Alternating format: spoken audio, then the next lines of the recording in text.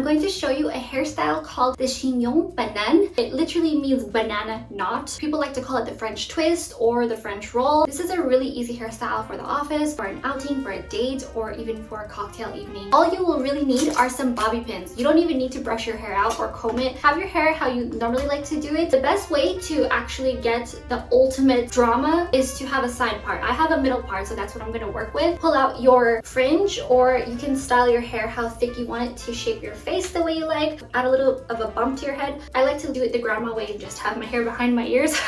Otherwise, I just like to show off my jawline. I'm going to make a ponytail in my dominant hand.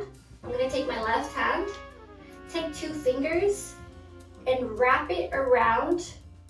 Then I'm going to pull it up and twist at the same time. I am going to grab this bit and hold it. Now for the pins. My hair is a bit over 6 inches past my shoulders, so my hair is technically long. If I put in 3 pins, my hair will fall out in 20 minutes. If I put in 4 pins, my hair will fall out in an hour. If I put in 5 to 6 pins, my hair will not fall out for the rest of the day. The trick is, the longer your hair is, the more pins you will need. This is not going to be perfect, just as a heads up. Me doing hair is never perfect. I am going to take 1 pin. A lot of people like to start at the bottom. I do it at the top to hold everything. So I'm going to dig it into the roll, lean it right, and then go back left. This way it holds it. I'm going to keep the knot above so it doesn't go loose. I'm going to get a second pin, do the same thing.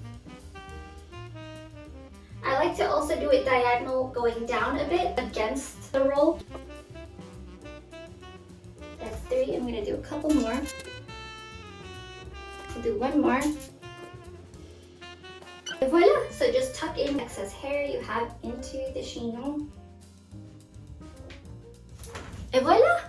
Oh, I'm used to that. So I'm used to having my hair a little bit messy. My hair was messy to begin with when I woke up, so I just brushed my hair out earlier and that's how it looks. You can put a flower there if you want. I'll just take some fringe that shape my face, but I like to have it behind my ears to get the ear shape and then shape my face later in the day because it looks a little bit more natural, where if I just leave it out then it looks really straight and it makes my hair look more hairstyle and my face look more aggressive when I have really soft round features. I can't see what it looks like. Not perfect, but you get the idea.